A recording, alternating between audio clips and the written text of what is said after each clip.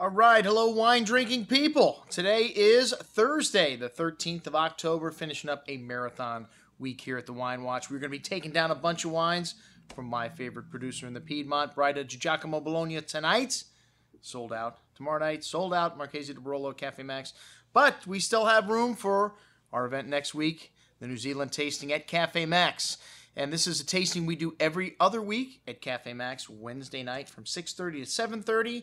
And Ali always sends out a few plates of small hors d'oeuvres. We have 8 wines. This evening, the subject of our tasting is New Zealand wine. And if you told me I'd be hawking New Zealand wine 15 years ago, I would say you're absolutely nuts. I remember my first ride with Villa Maria when I worked for Republic National. I said, who are we going to sell these New Zealand wines to? Who's going to want to drink wine from New Zealand?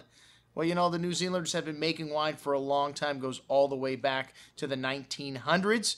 Of course, for sacramental purposes, that's right. The good Christian folks, that's what they do when they set up a town, and that's exactly the first people that started making wine, the Roman Catholic Church in Hawke's Bay, 1851.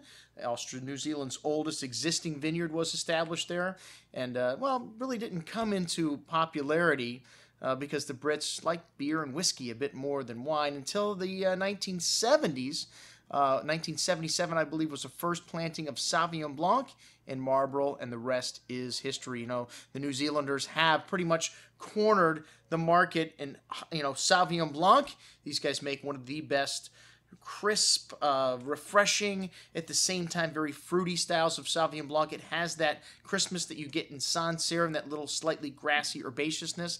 Then has this lovely tropical fruit that you find in the New World, papaya, mango, and kiwi. Really a breed unto itself, these Sauvignon Blancs from New Zealand. But hey, there is more than Sauvignon Blanc in New Zealand because, you know, this is a very cold growing climate. What other grapes do good in cold climates? Aromatic whites. You have great Rieslings. Chardonnay, of course, grows everywhere. And then Pinot Noir also does very well in New Zealand, you know. And if you told me I'd be selling New Zealand Pinot Noir a few years ago, I'd also have said you were crazy. Pinot, we thought, was so site-specific. Oh, it can only grow in areas like Burgundy and maybe a few other areas outside of there, maybe the Sonoma Coast, maybe Santa Barbara, and then all of a sudden it's spread out to the Biobío Valley in Chile, South Africa, and then, of course, New Zealand. And to me, Central Otago produces some outstanding Pinot Noir, but they make great Pinot Noir all over New Zealand. You're going to get a great selection. 8 wines from all over New Zealand from Neil Empson's portfolio.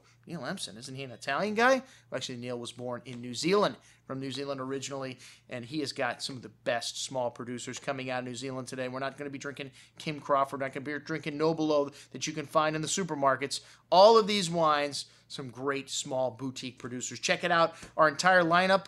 We're going to be serving next Wednesday night at Cafe Maxx. I'm your host, Andrew Lamposoni, signing off for the Wine Watch, saying remember, always drink the good stuff first.